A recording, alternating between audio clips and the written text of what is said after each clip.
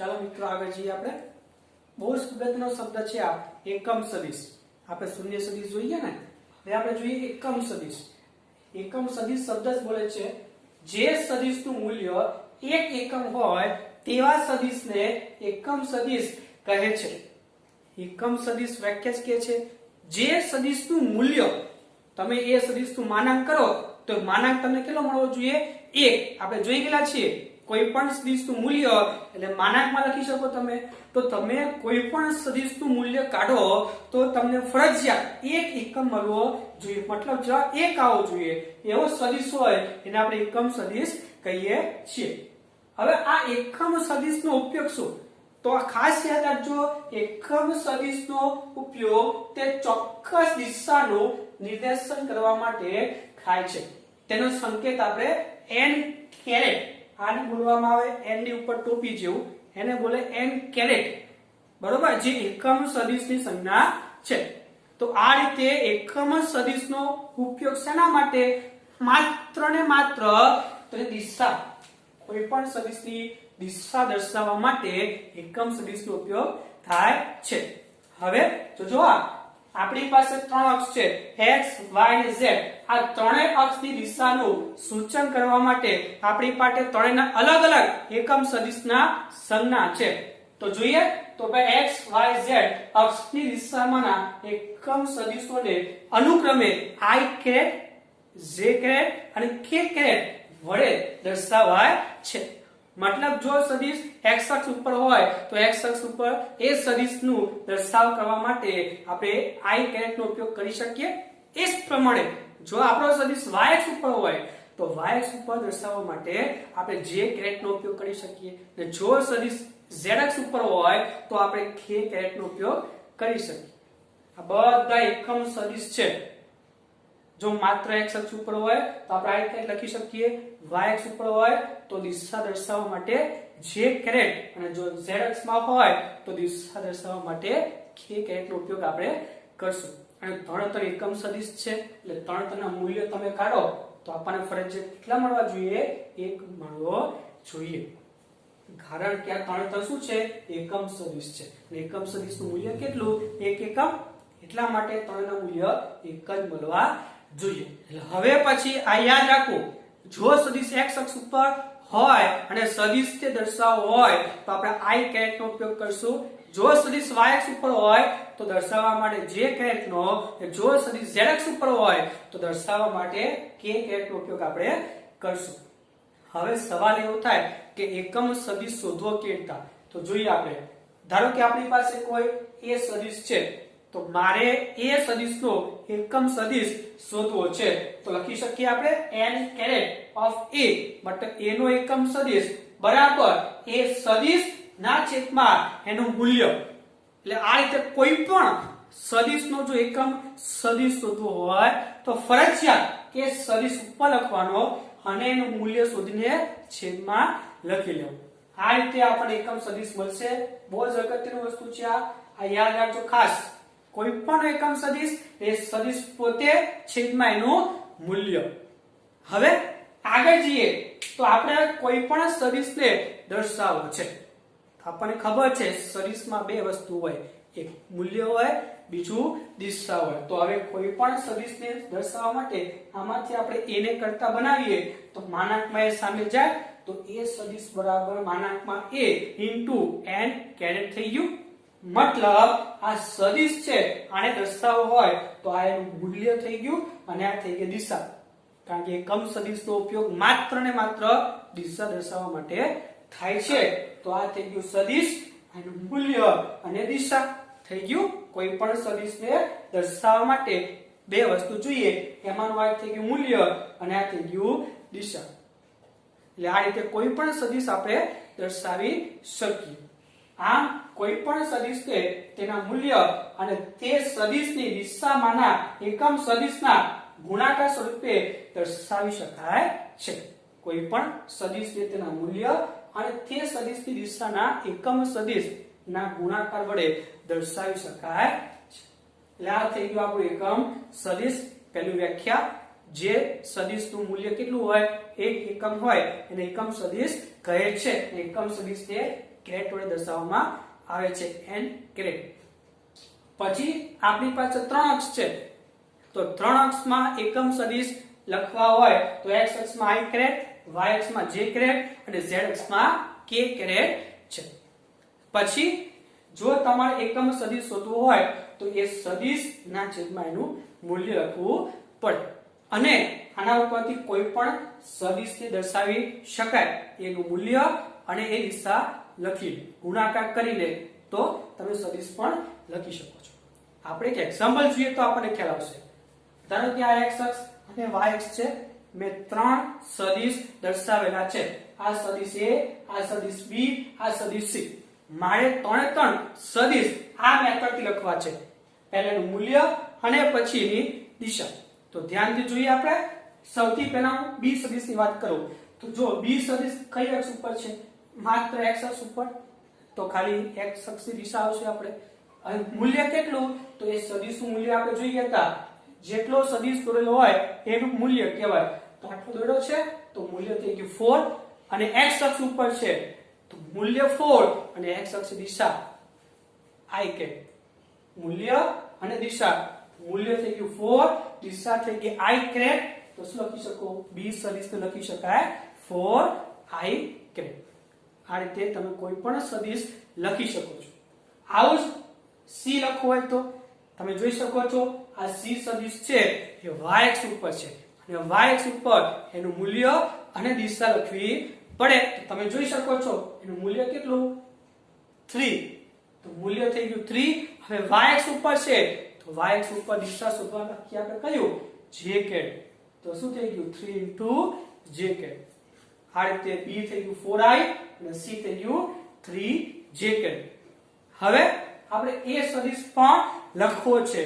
તમે જોઈ શકો છો a સદિશ છે એ x અને y બંને સમતલમાં છે. એનો મતલબ a સદિશમાં x એમ પણ આવશે અને y એમ પણ આવશે. તો a સદિશ લખો કેટા તો જોવાનું કે સદિશ a જે છે એનું x અક્ષ ઉપર મૂલ્ય કેટલું? તો 4 અને y અક્ષ ઉપર મૂલ્ય કેટલું? તો 3. સદિશ a છે આ x અક્ષ ઉપર જો તો 4 મૂલ્ય x અક્ષ ઉપર લંબ દોર દેવાનો એટલે આપણને x અક્ષનું મૂલ્ય મળી જાય અને y અક્ષ ઉપર લંબ દોર દો તો આપણને pi અક્ષ મળી જાય મૂલ્ય. તો x અક્ષનું મૂલ્ય થઈ ગયું 4 અને y અક્ષનું મૂલ્ય થઈ ગયું 3. તો હવે 4 x અક્ષની દિશા i કેરેટ પ્લસ 3 y અક્ષ દિશા j. તો શું થઈ ગયું? 4i plus 3j. જો તમારે બીજી કોઈ મેથડ લેવી હોય તો પણ લઈ શકો. યાદ છે હમણાં આપણે જોઈ ગયા સદિશોનો સરવાળો. તો જો આ પહેલો સદિશ આપણો b અને આ સદિશને આપણે અહીંયા શિફ્ટ કરી દઈએ કારણ કે આનું આ પૂછ એ b ના શીર્ષ ઉપર લાવી ગયા આપણે. તો આ થઈ ગયો આપણો c સદિશ અને આ બે સદિશનો આ શું થઈ જાય? પરિણામી સદિશ. કારણ કે બે શીર્ષ બે પૂછ ભેગા થઈ ગયા. આપણે જોઈ ગયા હતા જો બે શીર્ષ અને બે પૂછ ભેગું થાય તો એનો પરિણામી સદિશ આપણે કહીએ છીએ. એટલે આપણો જે a સદિશ છે એ b અને c નો શું થઈ ગયો? પરિણામી સદિશ. તો આપણે b સદિશ પ્લસ c સદિશ લખી શકીએ. તો b આપણો 4i અને c આપણો 3j. તો શું થઈ ગયું? 4i plus 3j. આ રીતે પણ a સદિશ શોધી શકાય છે. પણ જો બીજી મેથડ જોઈ હોય તો પણ તમે કરી શકો છો. સદિશ એનો x અક્ષ ઉપર લંબ અને y અક્ષ ઉપર લંબ કરી દેવાનો એટલે તમને x યામ અને y યામના મૂલ્ય મળી જાય. ખાલી મૂલ્ય મળે. પછી દિશા x અક્ષનું મૂલ્ય તો x અક્ષ દિશા પ્લસ y અક્ષનું મૂલ્ય તો y અક્ષ દિશા લખી લેવાની એટલે સદિશ તમે લખી શકો છો. આ રીતે કોઈ પણ સદિશ લખવા માટે ફરજિયાત એનું મૂલ્ય અને દિશા હોવી જોઈએ. જો કોઈ એક જ અક્ષ ઉપર હોય તો કોઈ સવાલ જ નથી. તમને ડાયરેક્ટ લખતા આવડશે. પણ જો આ રીતે સમતલમાં હોય તો એનો x અને y બંને યામ આવે અને એ એમ લેવા માટે લંબ દોરીને મૂલ્ય મેળવી લેવાના અને x અક્ષનું મૂલ્ય into x અક્ષ દિશા પ્લસ y અક્ષનું મૂલ્ય into y અક્ષની દિશા થઈ જાય. એ રીતે આપણે લખી શકીએ છીએ. તો આ બહુ અગત્યનો ટોપિક છે મિત્રો. યાદ રાખજો. વ્યાખ્યા પછી આ સૂત્ર એકમ સદિશ શોધવા માટે આનો ઉપયોગ પછીથી આપણે કરશું. ખૂબ જ અગત્યનું સૂત્ર છે. અને ત્રીજી વસ્તુ કે કોઈ પણ સદિશને દર્શાવવાની મેથડ કઈ છે. તો તો આ થઈ ગયું એકમ સદિશ. પછી જોઈએ સદિશોનું વિભાજન. આ પણ એક અગત્યનો ભાગ છે. સદિશોનું વિભાજન કેવી રીતે કરી શકીએ? તો આપણી પાસે ધારો કે કોઈ એક સમતલમાં જુદી જુદી દિશાઓમાં બે અશૂન્ય સદિશ a અને b તથા આ બે સદિશો છે અશૂન્ય મતલબ શૂન્ય નથી અને બંને જુદી જુદી દિશામાં છે એવા બે સદિશો a અને b છે તથા તે જ સમતલમાં બીજો એક સદિશ કેપિટલ A ધ્યાનમાં લેવાનો છે. મતલબ ત્રણ સદિશ ધ્યાનમાં લેવાના, એક કેપિટલ A, એક સ્મોલ a અને ત્રીજો થઈ ગયો સ્મોલ b. હવે આપણે કીધું છે વિભાજન કેવી રીતે કરવાનું છે. તો સદિશ a ને આ જે બે સદિશ છે એ સદિશોના સરવાળા રૂપે દર્શાવી શકાય. એક્ઝામ્પલ તરીકે ધારો કે આપણે આની વાત કરીએ તો આ શું છે? a સદિશ છે. તો એ સદિશને આપણે x અક્ષ અને y અક્ષના સરવાળા સ્વરૂપે લખ્યું ને, એ જ પ્રમાણે સદિશ a ને મારે આના અને આના સરવાળા સ્વરૂપે લખવું છે. તો શું કરીશું જોઈએ, ચાલો. તો સદિશોના સરવાળા રૂપે દર્શાવી શકાય. જે માનો એક સદિશ મતલબ સદિશ એનો જે એક ઘટક હોય, આ એક ઘટક થઈ ગયો અને બીજો ઘટક થઈ ગયો, એવો જ સદિશ જે a છે એનો એક ઘટક આપણે મેળવવો પડશે આના ઉપરથી અને બીજો ઘટક આના ઉપરથી મેળવવો પડશે. તો સદિશ a નો એક ઘટક મેળવવા માટે સદિશ a ને આપણે કોઈ સંખ્યા સાથે ગુણવી પડશે.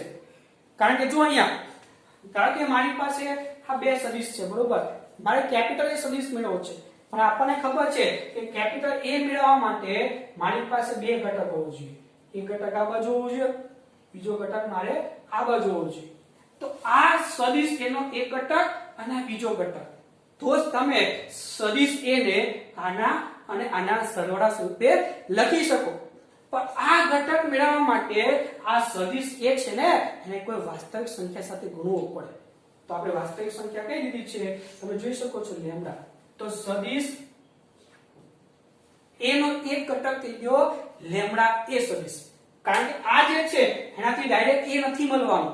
એ મેળવવા માટે તમારે આની સાથે કોઈ વાસ્તવિક સંખ્યા ગુણવી પડે જે આનો એક ઘટક હશે.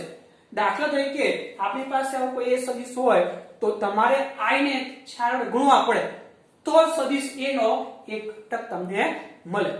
એવું જ આ ઘટકને મતલબ આ સદિશને તમે કોઈ સંખ્યા સાથે ગુણશો ને તો જ તમને સદિશ A નો એક ઘટક મળશે, બાકી મળશે નહીં.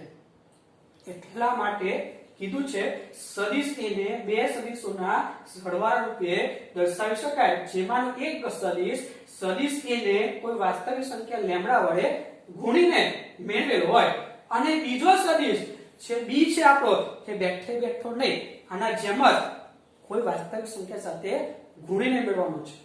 તો b ને અન્ય વાસ્તવિક સંખ્યા μ વડે ગુણીને મેળવે છે.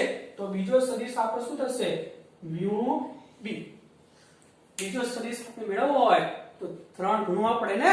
એ જ પ્રમાણે સદિશ એનો બીજો ઘટક લેવા માટે આ b ને μ સાથે ગુણવો પડે.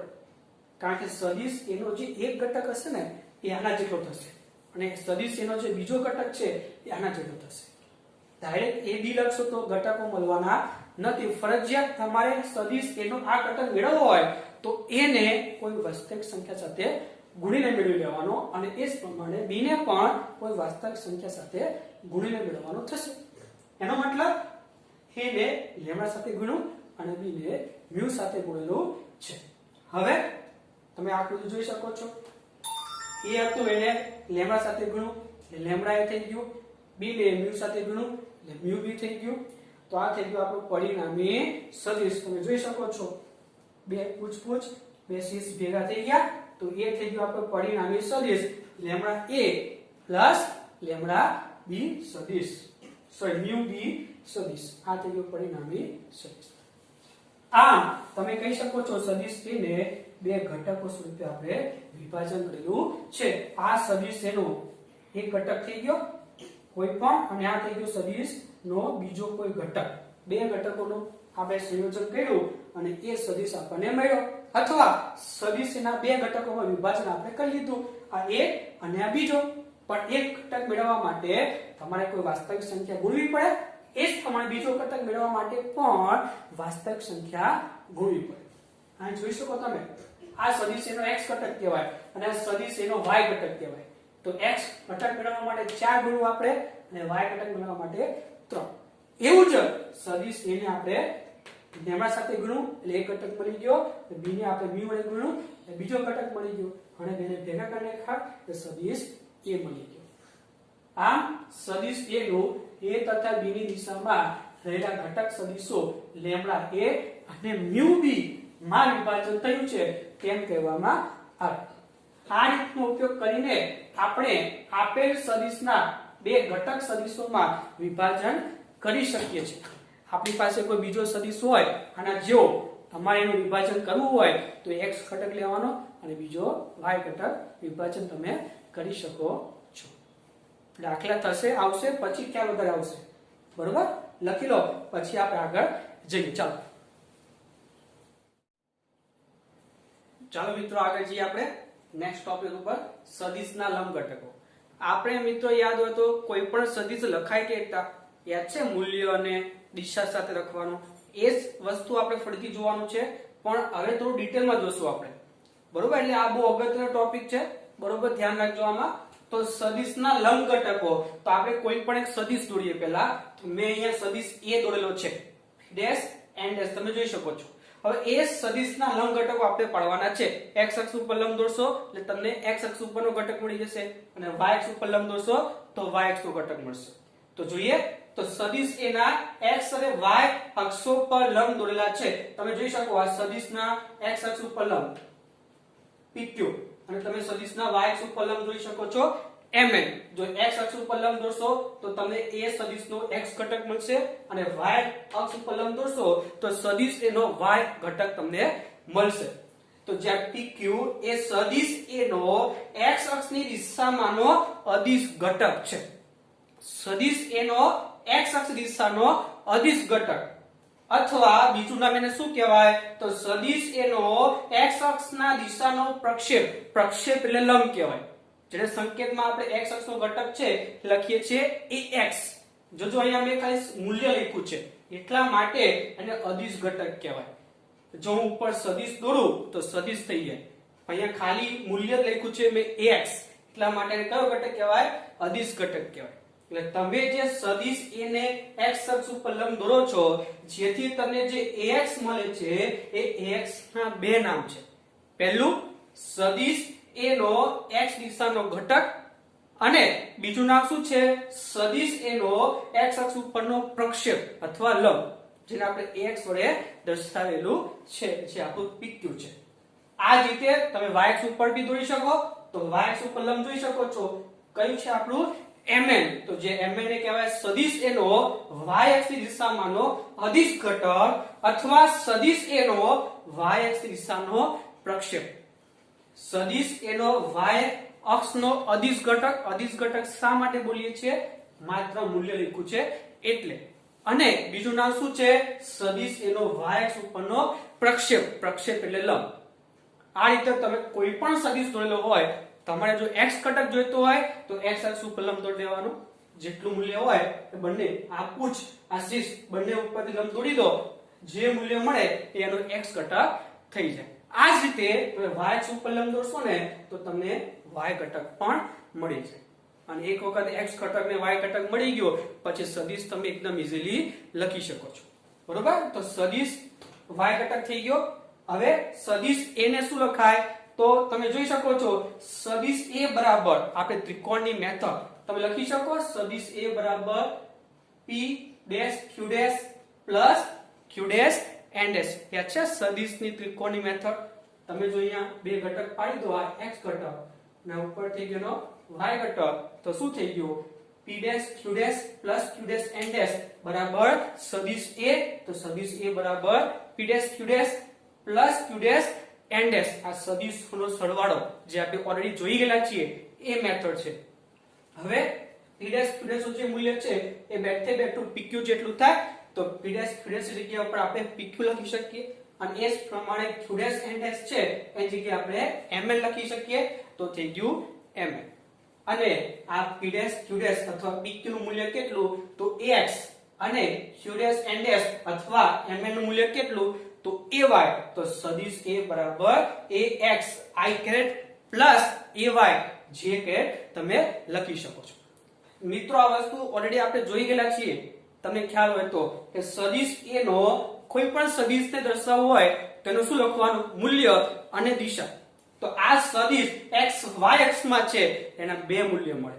x અક્ષનું મૂલ્ય મળે અને y અક્ષનું મૂલ્ય મળે. તો x અક્ષનું મૂલ્ય કેટલું છે ax અને y અક્ષનું મૂલ્ય કેટલું છે ay. તો સદિશને લખવાની જૂની ટેકનિક લખવી હોય તો મૂલ્ય અને દિશા. તો પહેલા x અક્ષનો ઘટક x અક્ષ દિશા પ્લસ y અક્ષનો ઘટક y અક્ષ દિશા. તો તમને ખબર હોય તો x y અને z અક્ષમાં એકમ સદિશ જે દિશા બતાવવા માટે ઉપયોગમાં લઈએ છીએ આપણે. તો x અક્ષ દિશા માટે I કેરેટ, y અક્ષ દિશા માટે j કેરેટ અને z અક્ષ દિશા માટે k કેરેટ. પરંતુ અહીંયા તો ખાલી x અને y અક્ષ જ છે એટલે I ને j નો જ ઉપયોગ આવશે.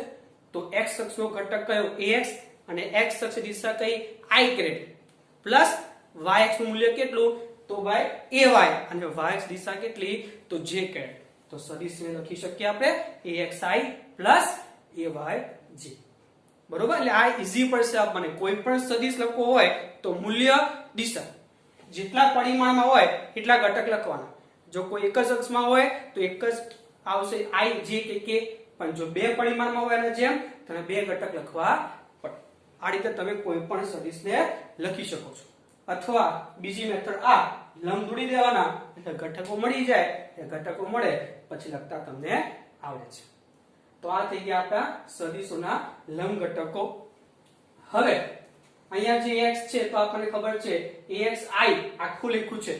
જો ખાલી x લખ્યું હોત ને તો ખાલી મૂલ્ય થઈ જાય, પણ axi કેરેટ લખ્યું છે તો મૂલ્યની સાથે દિશા પણ છે એટલે આ સદિશ કહેવાય આપણા માટે. તો સદિશ એનો x દિશામાંનો સદિશ ઘટક. જોજો અહીંયા ખાલી એ કઈ ગયું આપણું ax વાળું એનું ખાલી x લખતા હતા તો મૂલ્ય હતું. મૂલ્ય હોય તો કયો ઘટક કહેવાય અદિશ ઘટક.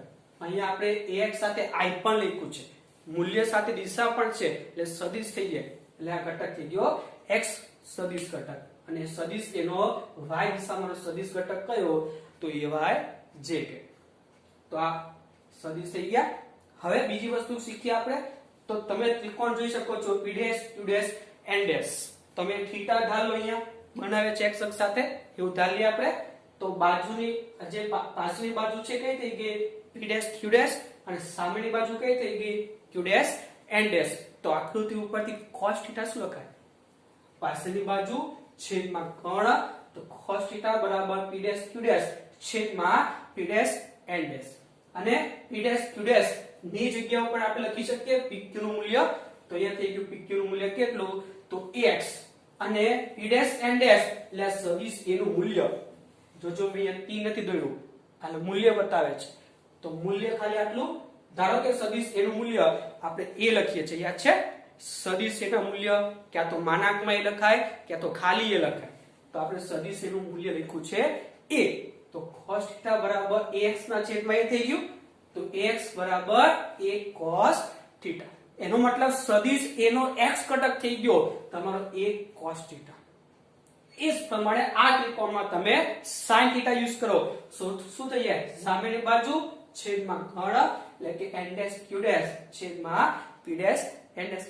ફરીથી પાછું મૂલ્ય લઈએ તો આ મૂલ્ય કેટલું છે ay જેટલું. તો ઉપર આવશે ay અને છેદમાં p ડેશ n ડેશ. એટલે સદિશ a નું મૂલ્ય આપણે a લખીએ છીએ. તો ay બરાબર a sin θ. આ બીજી મેથડ થઈ. મિત્રો તમારી પાસે જો θ આપેલા હોય તો તમારે x ઘટક ને y ઘટક શોધવું હોય તો તમે a cos θ અને a sin θ લખી શકો છો. પણ એક વસ્તુ ખાસ યાદ રાખજો, cos θ x ઘટકમાં ક્યારે આવે કે જ્યારે સદિશ નો જે θ છે એ x અક્ષ સાથે બનેલો હોય. એટલે જોઈએ તમે આ x અક્ષ સાથે આપણે x અક્ષ ધારી શકીએ તો આ θ છે x અક્ષ સાથે બનેલો કહેવાય. તો જો x અક્ષ સાથે θ બનેલો હોય તો એના x ઘટકમાં આવે cos θ અને y ઘટકમાં આવે sin θ. એટલે આપણે આમ યાદ રાખશું સદિશે જે અક્ષ સાથે θ બનાવેલો હોય એ જે પણ અક્ષ હોય એ અક્ષમાં આવશે cos θ અને સામેની અક્ષમાં આવશે sin θ. અહીંયા x ઘટકમાં θ આવશે, cos થીટા અને y ઘટકમાં આવશે sin થીટા, કારણ કે અહીંયા સદિશે x અક્ષ સાથે ખૂણો બનાવ્યો છે. એટલે એક વસ્તુ શોર્ટમાં યાદ રાખજો, જે અક્ષ સાથે થીટા બનાવેલો હોય તે આવે cos અને સામેની માટે sin. અહીં x અક્ષ સાથે છે તો x અક્ષમાં cos અને y અક્ષમાં sin. બરોબર? તો આ રીતે સદિશ a ને લખવાની બે મેથડ થઈ, એક આ રીતની અને બીજી આ રીતે. હવે કઈ મેથડ ક્યારે યુઝ કરવી? જો દાખલામાં તમારી પાસે મૂલ્ય આપેલા હોય, અહીંયા લખેલા 1 2 3 4 1 2 3 4 આવા x અને y માં મૂલ્ય આપેલા હોય તો પછી આ મેથડ કરવાની. પણ જો તમને સદિશમાં થીટા આપેલો હોય તો તમારે આ મેથડ કરવી પડે. એટલે સદિશને લખવાની બે રીતો કઈ? તો પહેલું, તે સદિશનું માન એટલે કે મૂલ્ય a તથા તેના દ્વારા x અક્ષ સાથે બનાવેલો ખૂણો એટલે કે આ a એટલે મૂલ્ય કહેવાય અને થીટા એટલે કે x અક્ષ સાથે બનાવેલો ખૂણો. તો તે સદિશનું મૂલ્ય તથા તેના દ્વારા x અક્ષ સાથે બનાવેલો ખૂણો, આ થઈ ગઈ પહેલી મેથડ.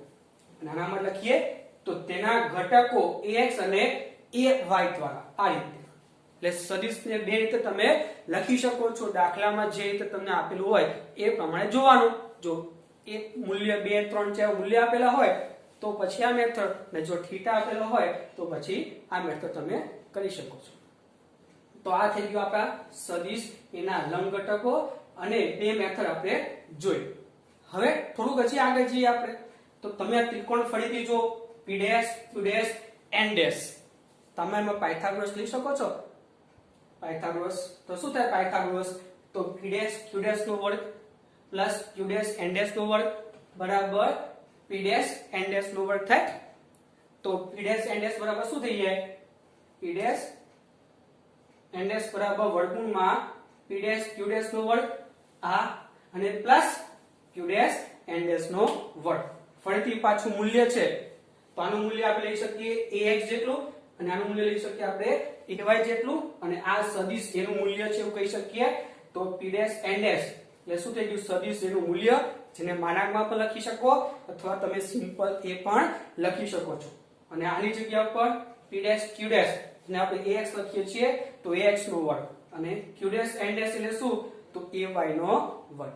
આ રીતે કોઈ પણ સદિશ હોય એનું મૂલ્ય શોધવું હોય તો ફરીથી જોજો, અહીંયા ax નો વર્ગ પ્લસ ay નો વર્ગ. ax શું છે? ax એટલે x ઘટક અને ay એટલે y ઘટક.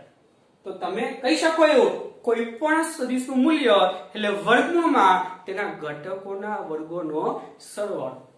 x ને y ઘટક છે તો x ઘટકનો વર્ગ પ્લસ y ઘટકનો વર્ગ વર્ગમૂળમાં કરો એટલે મૂલ્ય તમને મળી જાય. એટલે આના ઉપરથી આપણે ત્રણ વસ્તુ શીખ્યા. પહેલું, કોઈ પણ સદિશ લખવાની પહેલી મેથડ ઘટકવાળી.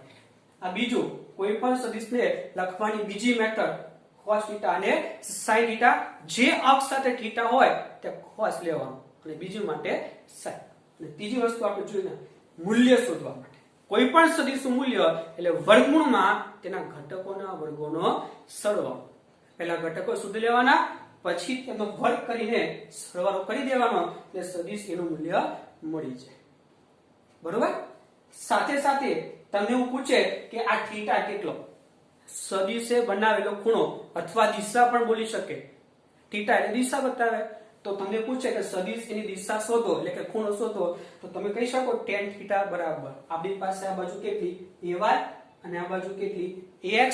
તો આ થઈ ગઈ સામેની બાજુ અને આ થઈ ગઈ પાછળની બાજુ. તો tan થીટા બરાબર ay ના છેદમાં ax. પણ સદિશ એક આપેલો હોય અને થીટા આપેલો હોય તો જ આપણી પાસે આગળ એવું આવશે કે એક કરતા વધારે સદિશ હોય બે, તેમની વચ્ચેનો ખૂણો પણ શોધવાનું સૂત્ર છે આપણી પાસે. પણ આ સૂત્ર ખેડ લેવાનું. માત્ર ને માત્ર કોઈ એક જ સદિશ હોય આપણી પાસે, કોઈ પણ, અહીંયા એ લખ્યો છે મેં, આપણી પાસે ઘણા સદિશો આવશે સિંગલ. તો એવા એક સદિશ આપેલા હોય અને થીટા આપેલો હોય તો તમે tan થીટા બરાબર ay ના છેદમાં ax નો ઉપયોગ કરી શકો છો. તો આ થઈ ગઈ આખી થિયરી આપણી સદિશોના લંબ ઘટકો દ્વિપરિમાણ બે અક્ષ માટે. બધું યાદ રાખવું. બરોબર? હવે આપણે થોડું આગળ જઈએ. તો ધારો કે આ સદિશ લઈએ પણ 3 પરિમાણમાં હોય તો જો અહીંયા x y અને z. તો આ જ બેથી મેથડ આપણે અહીંયા બે અક્ષમાં લંબ દોરતા હતા તો અહીંયા આપણે 3 અક્ષમાં લંબ દોરવા પડે. અહીંયા મેં થીટા ખૂણો બનાવ્યો તો ખાલી x અક્ષમાં, તો અહીં મેં ખૂણો બતાવ્યો છે x અક્ષ સાથે આલ્ફા સદિશ એનો, y અક્ષ સાથે બીટા અને z અક્ષ સાથે ગેમા. આ 3 ખૂણા બનાવે છે. તો આના 2 ઘટકો આવતા હતા, તો આના કેટલા ઘટકો આવશે? 3 આવવા જોઈએ. તો શું લખી શકીએ? સદિશ એના x y અને z અક્ષ પરના ઘટકો ax ay અને az હશે. તો ડાયરેક્ટ આપણે લખી શકીએ સદિશ a બરાબર x અક્ષ ઉપર લંબ દોર્યો હશે આપણે, એટલે આપણને x ઘટક મળી ગયો. તો axi એ જ પ્રમાણે y અક્ષ ઉપર લંબ j કેરેટ અને z અક્ષ ઉપર લંબ k કેરેટ. કારણ કે સદિશને લખવાની આ મેથડ મૂલ્ય દિશા. તો અહીંયા 2 પરિમાણ હતા તો 2 દિશા, 3 પરિમાણ છે તો 3 દિશા. ax મૂલ્ય x સુધી દિશા, ay મૂલ્ય y અક્ષ દિશા, az મૂલ્ય z અક્ષ દિશા. તો સદિશ a બરાબર axi caret plus ayj caret plus az k caret. આ થઈ ગયું સદિશ અને એનું મૂલ્ય. તો મૂલ્ય હમણાં જ જોયું આપણે, કોઈ પણ સદિશનું મૂલ્ય એટલે વર્ગમૂળમાં ઘટકોના વર્ગોનો સરવાળો. તો અહીંયા 2 ઘટક હતા, અહીંયા 3 ઘટક છે. આ x ઘટક, આ y ઘટક, z ઘટક. તો વર્ગમૂળમાં ત્રણેય ઘટકોના વર્ગોનો સરવાળો. કોઈ પણ સદિશ હોય મૂલ્ય શોધવાની જરૂર પડે એટલે જે ઘટકો છે એનો વર્ગમૂળની અંદર વર્ગ કરીને સરવાળો કરી લેવાનો. જો કે એક્ઝામ્પલ છે, ધારો કે સદિશ a બરાબર આવું કંઈક છે 2i caret plus 3j caret minus 5k caret. તો મારે એને મૂલ્ય શોધવું છે, તો મૂલ્ય શોધવા માટે વર્ગમૂળમાં ઘટકોના વર્ગોનો સરવાળો. જો x અક્ષનો ઘટક 2 નો વર્ગ, y અક્ષનો ઘટક 3 નો વર્ગ અને z અક્ષનો ઘટક -5 છે તો -5 નો વર્ગ. તો 2 નો વર્ગ 4, 3 નો વર્ગ 9 અને 5 નો વર્ગ પ્લસ થશે 25. તો જવાબ વર્ગમૂળમાં 38. આ રીતે કોઈ પણ સદિશનું મૂલ્ય એટલે વર્ગમૂળમાં ઘટકોના વર્ગોનો સરવાળો. બરોબર? આ રીતે તમે યાદ રાખી શકો સદિશ લખવાની રીત અને એનું મૂલ્ય. આ 2 વસ્તુ ખાસ સમજી વિચારીને લખો. બરોબર? લખી લો ચાલો હવે. બરોબર?